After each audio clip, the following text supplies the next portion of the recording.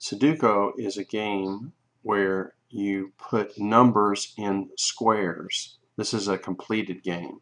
And in a completed game, you will have the numbers 1 through 9 in each of these 9 blocks.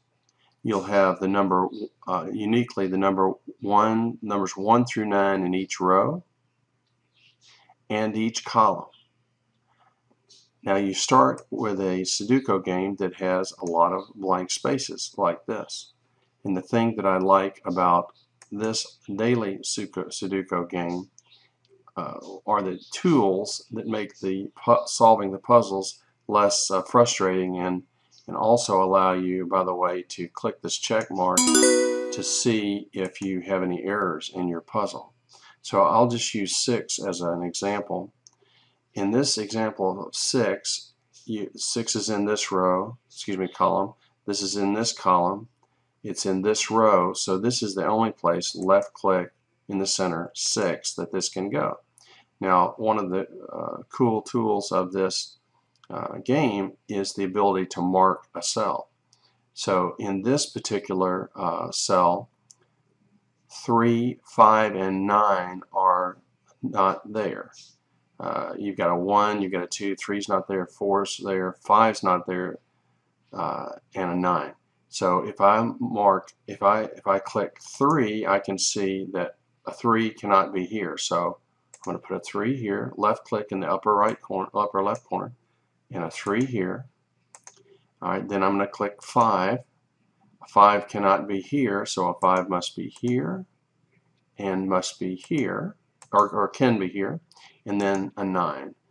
A 9 cannot be here, so it can be here and here. So once you've completed marking a box of 9 or a row or a column, you can see that only certain numbers can be present. So in this case, left click in the middle, 5 is solved. Now, in looking at another number, so I'm going to now go back, I'm going to float over the 5, do an X, and this tells me that only a 3 and 9 can be present in here. Now, as an example, I looked at this puzzle in advance. A 6 cannot be in this row, cannot be in this row. This is the only place where a 6 can be. So I'm going to mark the rest of this, pause and mark the rest of this.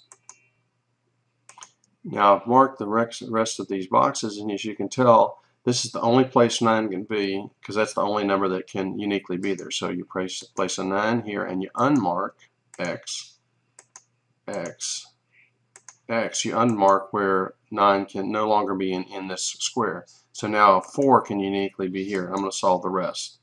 A 1 can uniquely be here. A 2 can uniquely be here. A 7 can be uniquely here. So what I usually do is systematically go through the puzzles. I look at 1, 2, 3, 4, and I try to solve some simple places. So I'm looking at 1. So for instance, these are the only 2 places that a 1 can be. And I'm going to go through and mark all the 1s.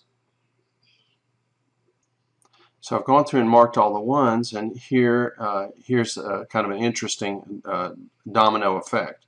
All right, this is the only place a 1 can be. So I'm going to mark this 1 here. Now, since a 1 is here, it can't be in these columns, so that means that this one must be the 1. Okay, since this is the 1, that means that this is the only one that can have a 1. Since there's a 1 here, these can't have a 1, so that means a 1 goes up here.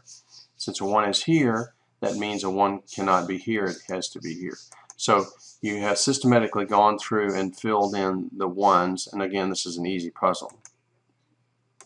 Now I'm going to go through and uncheck all these ones that are marked that are no longer possibilities. X, X, and so on. Now I'm going to mark the 2's. So I've marked the 2's. This one has to be a 2. Since this is a 2, this cannot be a 2, so I'm going to mark the 2's here. Since that's since this is marked as a 2, this one can't be, and this one can't be. So in this row, this is the only place where a 2 can be.